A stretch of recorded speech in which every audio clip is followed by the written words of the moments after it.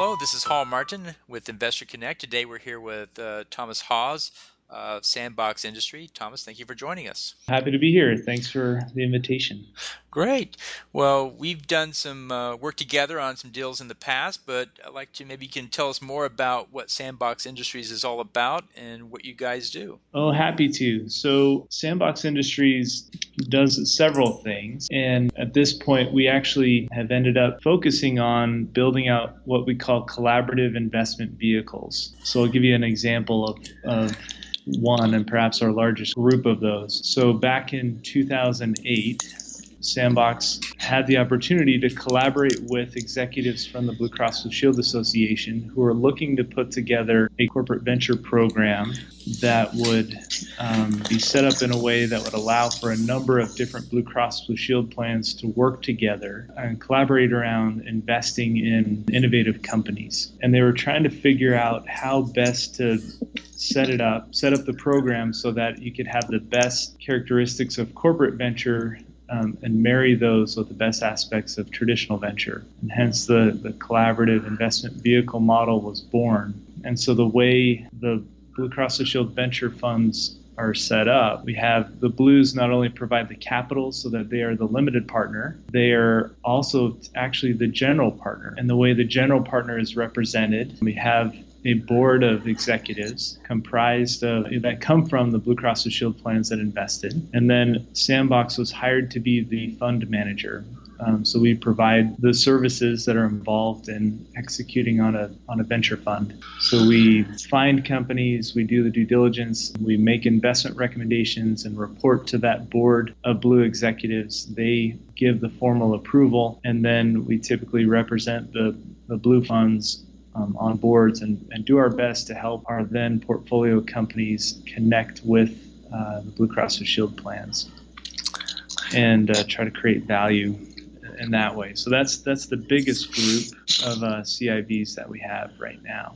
So you're an extension of the Blues as far as you're their corporate VC arm, finding deals, preparing them, and going through the process. Is that right? Yes, I'd say we are one extension of them, or represent one extension of them, because the Blues, many of them have their own direct investment arms. They have a lot of investment activity going on, and the Blue Venture Fund, which we help manage, is certainly one extension of that. And what kind of deals do you look for? What is of interest to the Blues these days? What criteria are they seeking? We look at all stages of companies, so we're stage agnostic, so seed stage on up to buyout.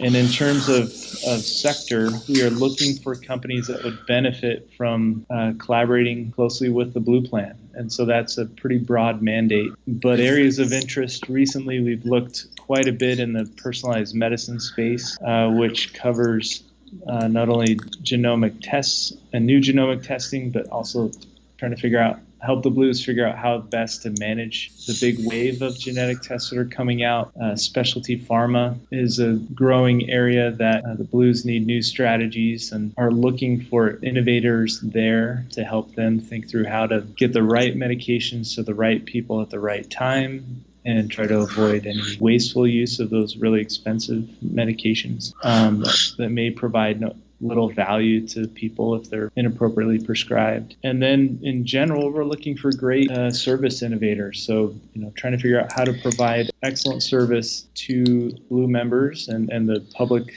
more broadly for a good value with good clinical outcomes. And what are some examples of companies or type of companies you've actually brought all the way through the process that were successful, and why were those successful?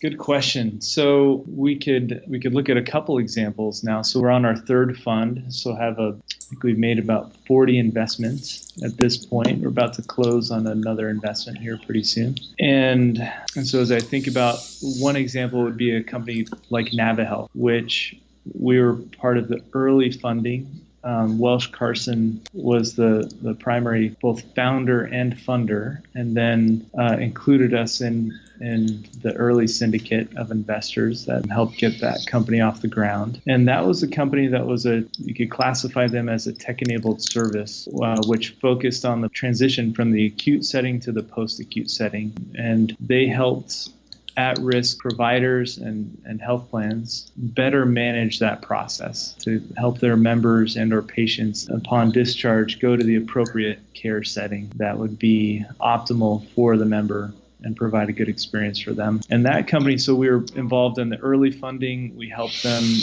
gain some traction and get connected to several of our Blue Plan partners. And after about 4 years, they ended up being acquired by Cardinal for a little over $400 million. And so that was definitely one of our best case studies so far about how we can become a partner with the company, really help them with their business development and sales efforts, and help them get connected to Blue Plans and navigate to the right people within them, and then ultimately execute on the vision. Well, that's great. So what are some of the priorities of the Blues these days? What are the top 3 things that you think they were looking for? So if somebody was in that area, they should give it serious thought to go to the Blues or one of the providers. Sure. So there's been a lot of talk about how health plans can help providers take on and manage risk. And there are a lot of different ways to do that, a lot of different instruments or programs where that can be accomplished. And so we're actively looking for companies to help that can help facilitate the shifting of risk to providers. More generally, we're also looking for companies that can help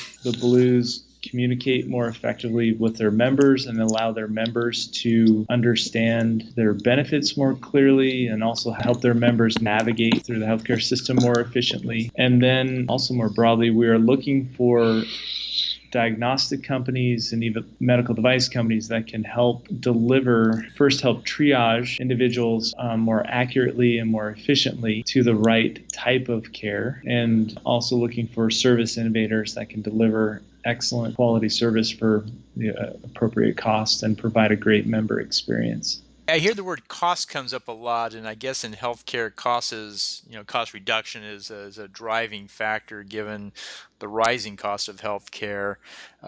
Would you say that's true, or would you think there's other metrics more important? Yeah, no, it's definitely a metric that needs to be included in any evaluation of a service or new device or a new product, because we do need to, as the U.S. healthcare system does need to consider cost with almost every new decision we make. I mean, because we are, as a group of listeners to the podcast probably know, you hear about the growth of the cost of providing care in the U.S. year after year, and it's on an unsustainable trajectory. And so while it's not the only driver, it certainly is something that we need to look at while we need to figure out how to get more from our current healthcare dollars than we're getting. And I think probably the best outcome and the most optimal outcome we should strive for is just to try to figure out how to keep costs flat while getting more value from the dollars that we spend now. And that would be victory.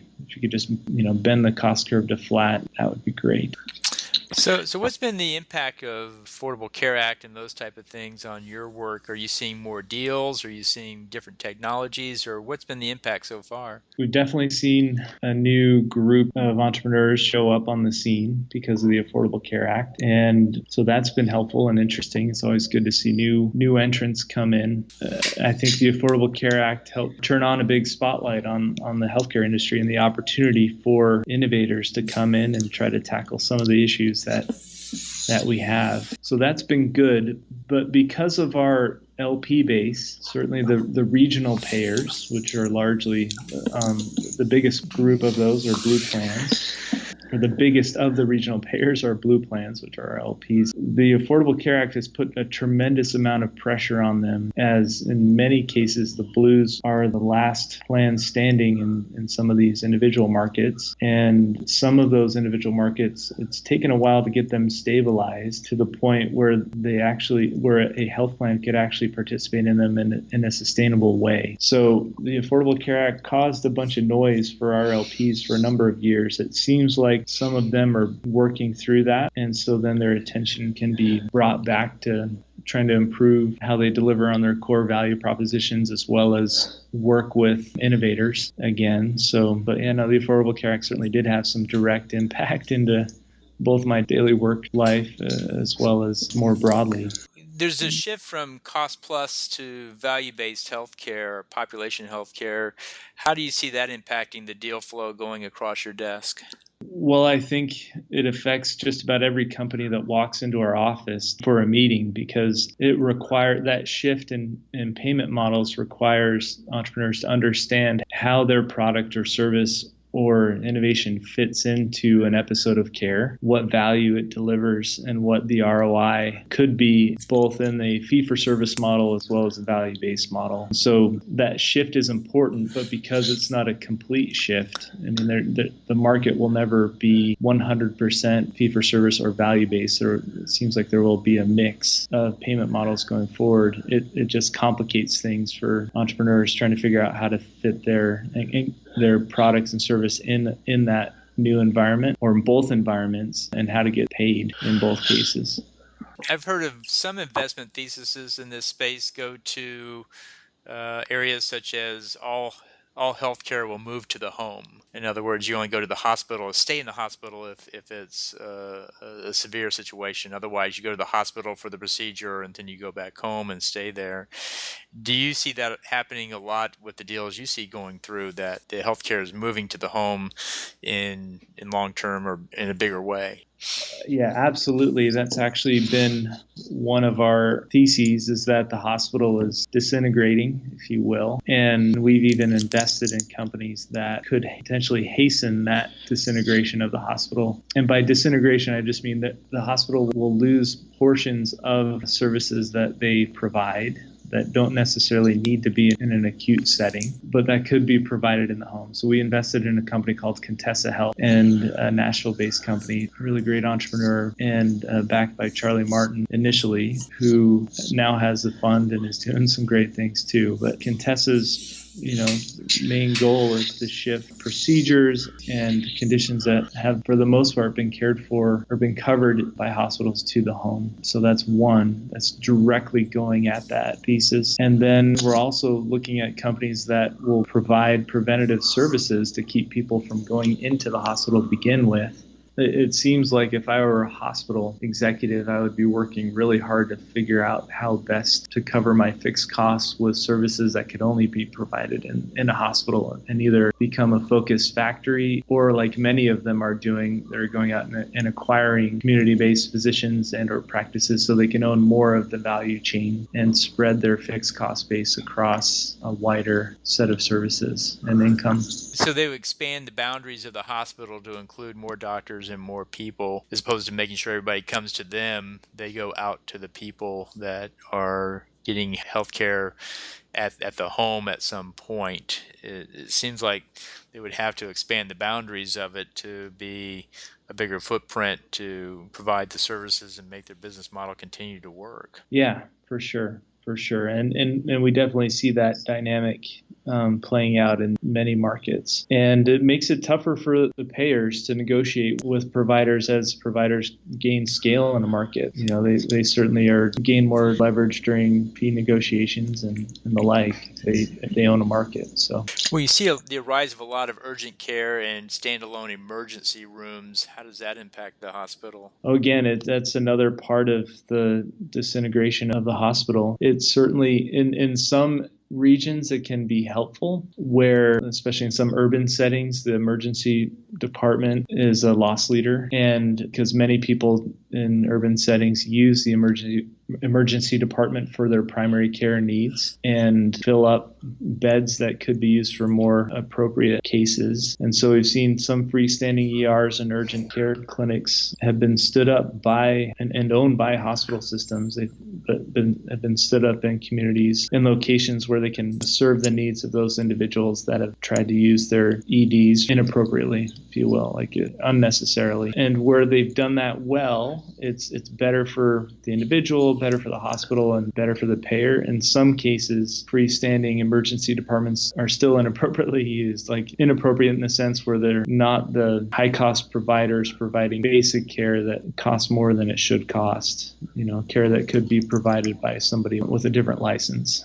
Well, that's very helpful. In the final moments we have here, are there any other drivers that are pushing the blues in one direction or another, or for one kind of startup over another? Any other trends you see out there that is driving the deal flow and the interest in investing? Yes. So I mentioned briefly the consumerization of healthcare is still, while it was talked about in a big way a few years ago, we still haven't cracked that exactly. It's still very difficult for an individual to figure out how to find a provider that's in network that can provide the type of care that member is looking for, and then understand how much it will cost them and how it'll affect their deductible, and even how they can fund their portion of the bill. So there's still a lot of work to be done there, and there's a lot of opportunity. So we are seeing a good amount of deal flow and a good amount of entrepreneurs focused on trying to solve that or improve on how an individual can navigate the healthcare system from beginning to end. And the Blues are interested in partnering with entrepreneurs in that